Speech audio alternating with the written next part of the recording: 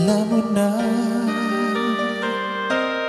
kung bakit ka kakaganyan. Lumulutang, nasasayang ang buhay mo, at ang ibinubulong ng iyong puso. Natutulog ba ang Diyos? Natutulog ba?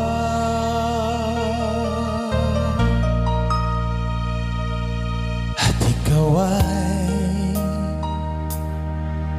kaagad sumusuko. Konting hirap at munting pagsubok lamang. Bakit ganyan? Nasaan ang iyong tama? Naduduwag, nawawalan ng pag-asa, at iniisip na natutulog pa. Natutulog pa ang Diyos? Natutulog ba?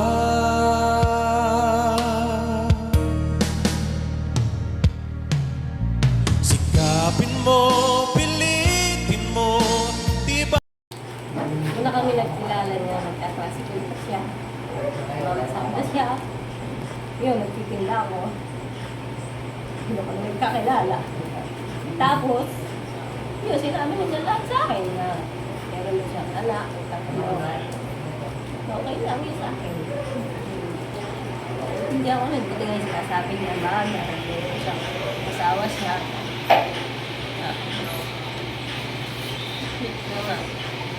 Tapos yun, tuloy-tuloy na niya akong nanay, nahatid. Tapos sinusundo. Lagi niya ako sinasakay sa motor niya. Tsaka yung inahatid, sa mga uyak sa tindahan. Tapos hanggang ngayon, wala kami nagsama. 21 years na kami nagsasama. Tinataon niya, inaano ko siya. Inaasikaso. Kung may kasakit siya. Hindi ako rin yun. Ilang taon na kami magsama. Lahat ako rin niya, pinalawa ko siya. Hindi ko rin siya. Ano ko rin niya. Pag umiilan siya, ako na umiitin. Wala ko na nakakaan sa kanya. Ano na ito naman ang buhay niya. Nasabi niya sa akin na gano'n. Umiinom siya. Tinatapat mo sa akin. Kaya wala siyang tinatago sa akin. Lahat sinasabi niya. Kaya ako, hindi ko rin siya. Ilang taon na kami nagsama. Hanggang ngayon. Ayun, sama pa rin kami. Kaanak ka na ng 5. Kaya, maraming salamat sa ginawa niyo sa akin. Kami 5. Ngayon, ako nang bahala sa mga anak ko. Hindi ko siya makakasama. Ayun. Mahal ko siya hanggang ngayon. Kasakit siya. Sinasamahan ko siya sa lahat. Lahat ng ano niya, sinasama ko siya. Sinasamahan.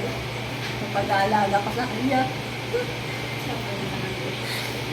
Ayun, kasakit siya. Ko siya. Mahal ko siya. Kahit kailan. Iwan niya ako. Hindi ko rin siya makakalimutan sa ginawa niya.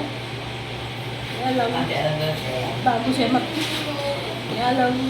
bago siya kami kumain dalawa. Pinatabi niya ako sa higaan. Tapos yumakap siya sa akin.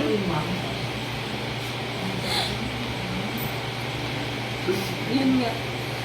Sabi niya, tumabi daw ako sa kanya. Pero hindi ko akalain na gano'n gagawin niya sa akin. Iniiwanan din pala niya ako.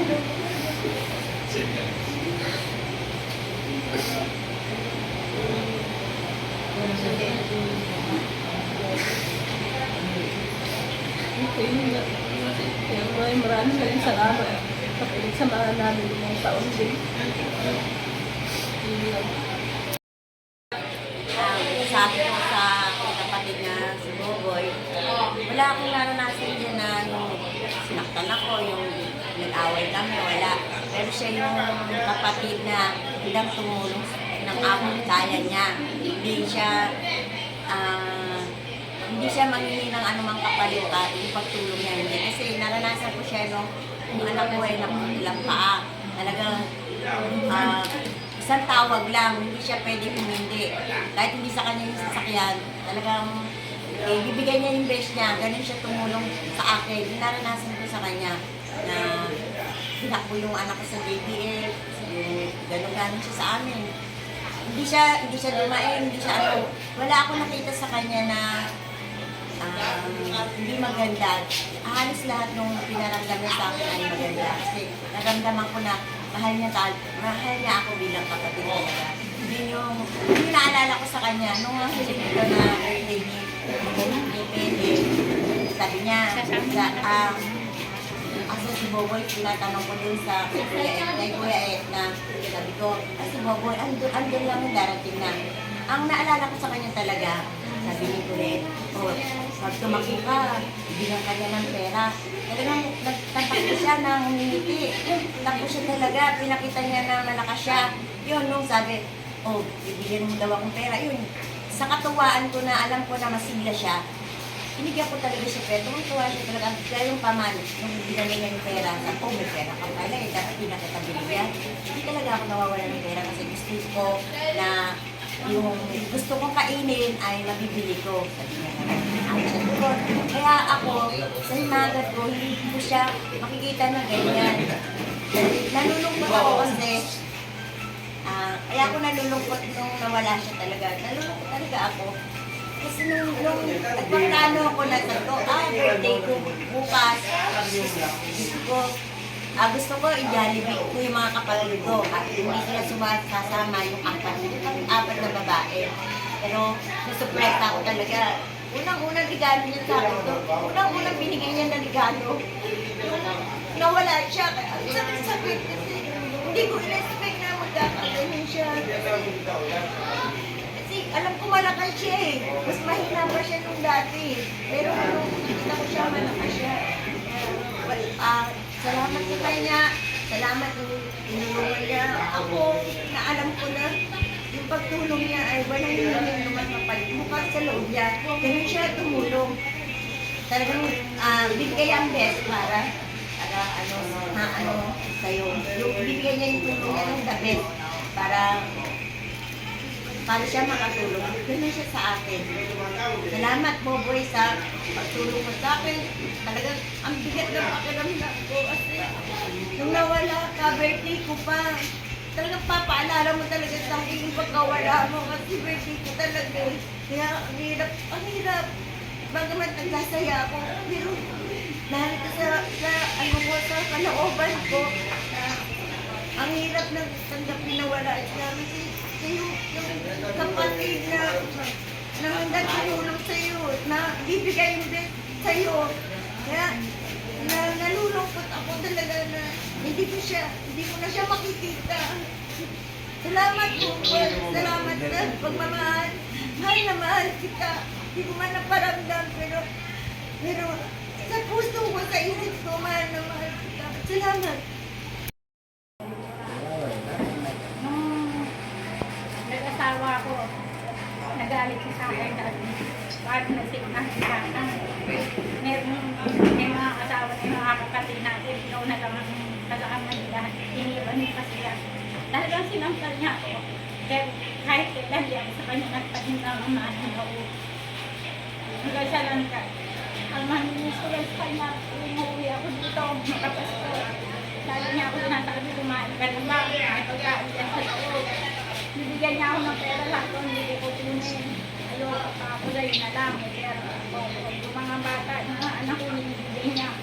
Magpapasalamat ako dahil kahit maliit na bagay na nilibigay niya sa mga anak ko. Natutuwa yung mga anak ko, dahil sinasabi nanay, maliit yung nila dito Boboy sa mga kapatid mo. Dahil talagang pinangano nila ng pamangkin nila kami. Ang maninis ko kayo. Nung sakit siya, nilibigyan ko niya ng pera, ayaw niya talagang kunin. Sabi niya, lahat ko kailangan nila.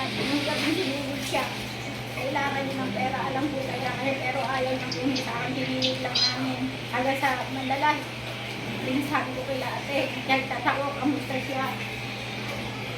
Sabi nila ate, okay lang. Pero yung madaling araw na nag-chat sila sa akin, napatay na yung kapatid ko. Dahil ko pa talaga, naalala ko yung sakit na nawala yung mga magulang namin. Bakit iniwan niya kami agad-agad? Iniwan lang niya kami. Binigyan pagkakataon na magkasama-sama ulit dahil ng chat yung kapatid kong magkain. Magsasama-sama kami sa kaarawan. Yun lang. Salamat po po, mahal ko. Ito yung kapatid ko na mabait yan. Mahal na mahal ko yan. Kahit minsan si Tede nagtatang ko yan. Andun may paborito akong kapatid ka daw. Ganun.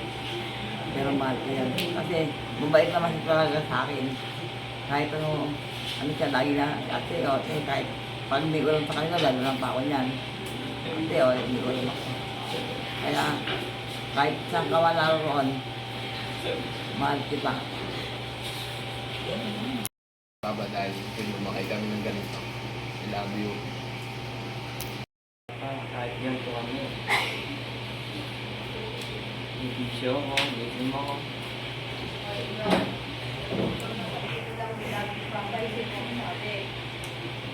Natanggapin yung lahat ng kahit pinapahin ko kami. Pinapagalitan.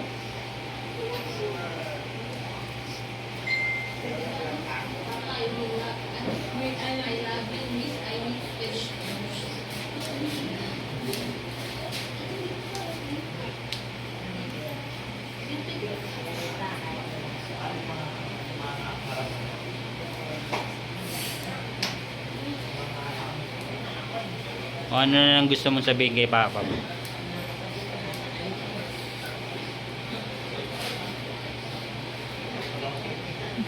Papa, nandiyan ka na. Kami na bahala. Lahat. Mabuhay na kami.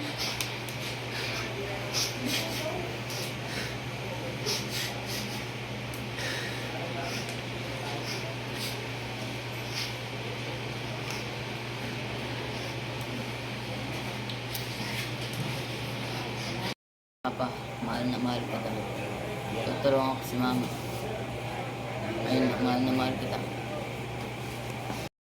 Salamat. Salamat dahil ikaw naging papa ko. Salamat sa mga sakripisyo sa amin. Salamat sa pagmamahal mo sa amin kahit minsan napapalo mo kami at pinapagalitan mo kami. Pero naintindihan namin kung bakit mo ginawa sa amin yun. Salamat dahil pinaranas mo sa akin magdadbuwak kahit tapos tayo sa buhay. Ginawa mo lahat para maranasan ko yun. Salamat Papa sa lahat. Huwag kang mag-alala. Kami na bahala kay Mama. Pinangako ko sa iyo, magpapatuloy ako pag-aaral para sa magigyan ko ng magandang buhay si Mama at mga kapatid ko. Papa, salamat sa lahat. Mahal na mahal ka namin. Papa, gabayan mo kami. Papa, di ka namin makakalimutan. Lagi ka nasa puso namin. We love you, Papa. I miss you.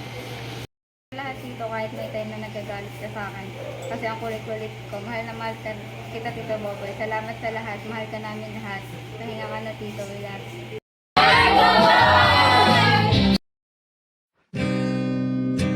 Masasayang mga araw nakasama kita.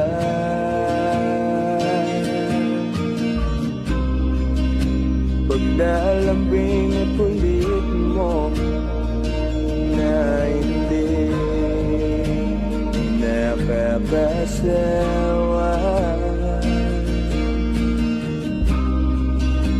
Punong-puno ng ligaya ang ating pagsasama,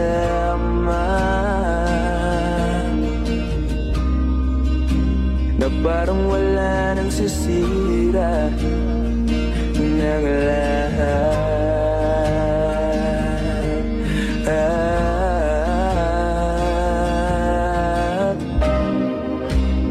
Bakit ba dumating ang oras na ito?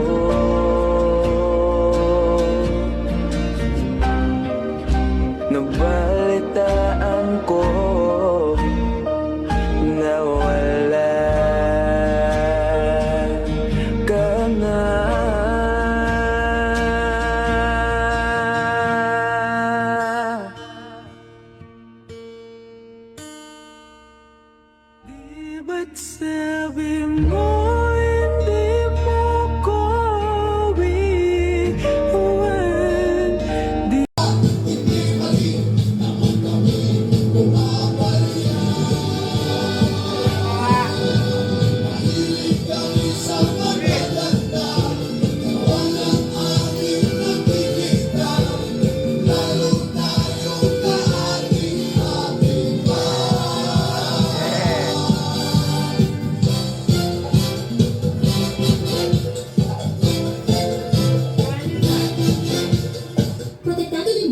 What do you show us?